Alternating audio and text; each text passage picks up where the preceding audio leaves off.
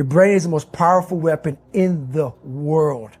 Once you put away your phones and your computers and all that we have nowadays, yeah, it's great. We're up to date.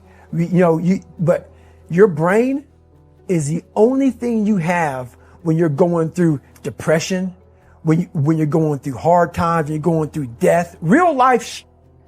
You can't Google that, man. You're alone. You're alone. You may have a shrink you're going to. You may have a best friend you're going to.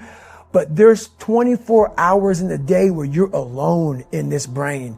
And your brain is talking to you in all kinds of ways. And it wants to control you and pull you in these different pockets. If you can't control your own brain and your brain controls you, you got to tell your brain where you want to go and how you want to go and how you want to get there. You got to control it. If not, it's over. What existed for me was, okay, man, how am I going to make this work? And all I knew back then was hard work. The only way anything gets accomplished. That's all I heard back in those days. You got to work hard. You got to work hard.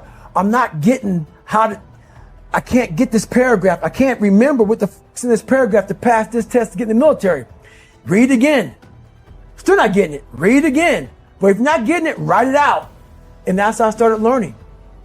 Okay, well, I got to write out everything I do. And then write it out again. And write it out again. And guess what happened? I got it. I can't swim. I'm negative buoyant.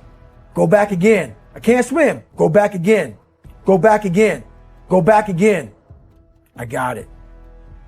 I realized if I keep going back and going back and going back until the just becomes, your mind will say, okay, we're going to figure it out, because he is not going to stop. It's not like I'm going to try one more time. No, it's just like alarm clock goes off. Boop. We're going back. I can't read right. We're going back. I gave myself no way out, and my mind realized that. They said, okay, we're going to adapt and overcome now. Like a lot of people say, trying hard. Your mind knows, man. It knows this guy's bull me, man. This guy's lying. There's no truth behind it. When I was in Navy SEAL training, people go, how were you there for 18 months? The program was only 6 months long. You were in 3 hell weeks in 1 year. No one's ever done that. How did you do that? I talk about the new norm. When I lived in a $7 a month place when I was growing up for a short period of time, I loved it. I didn't know any different. That was my norm. Once we moved out of that place, we moved to a $236 a month place. I was like, I never want to go back to that little piece of shit. But if you go back to that $7 a month place and you realize this is where I live, this is all I got, your mind says, roger that. This is home. So when I was going through Navy SEAL training for 18 months and going back through all the hard parts over and over again, I told myself after the first time, I knew it was going to be a long journey there. My body was breaking down. It was just how it was going on. I said, you know what? This is my new norm. So my mind said, it's like going to work. Like you go to work, you put your suit and tie on. I go into suffering every day. Every day, suffering, being broken, duct taping my feet up, stress fractures, shin splints, being broken. This is my new norm. And your mind says, if we're not broken, this ain't normal. We got to be broken. So then your mind starts to get tougher and tougher and more callous. People go, how did you run on broken feet? Broken shins. My mind knew this is how we operate. We're in Navy SEAL training. This is what we are. I became hell. And that became my new norm. I gave myself no way out. There was nothing outside these walls of hell. Nothing. I love God, but for a short period of time, I became the devil, because that was hell. I became the boss, the owner, the CEO of Navy SEAL training. That was my mindset. And that's how you get through things. You immerse yourself in wherever it is, and you become that. You become that and give yourself no way out. When I was 297 pounds and I was fat as hell trying to be a Navy SEAL, the scariest thing in the world to me, even to this day, was that could have been the rest of my life. I thought then I was trying hard. That's the scariest thing in the world. I thought then 297 pound, working for Ecolab, spraying for cockroaches, making $1,000 a month. I thought that was me at my 100% potential.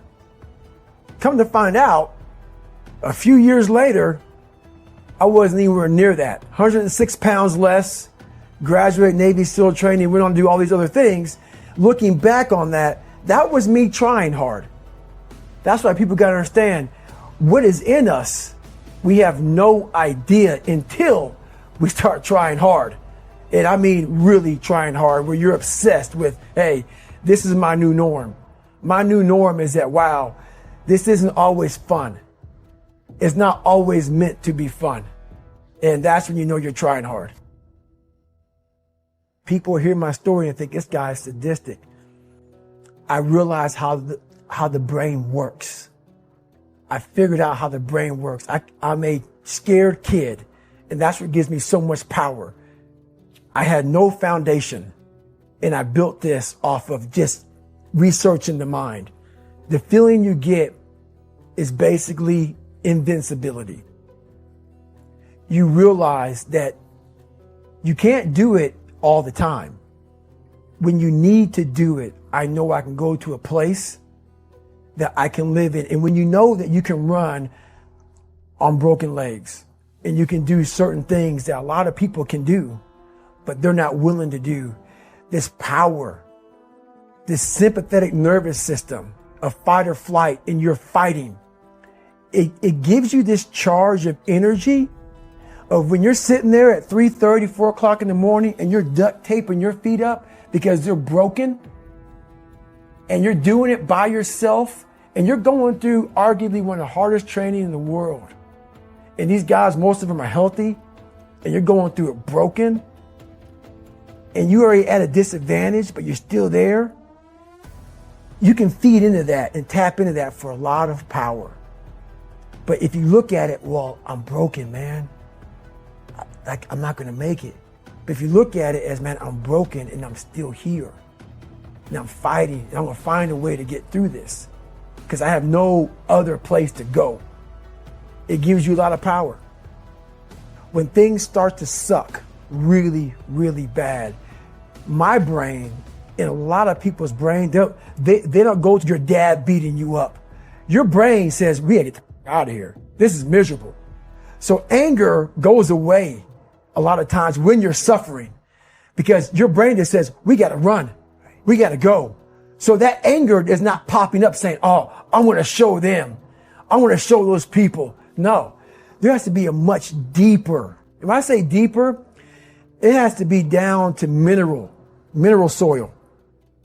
It has to be down to that nice mineral soil where nothing can burn. You can't burn dirt.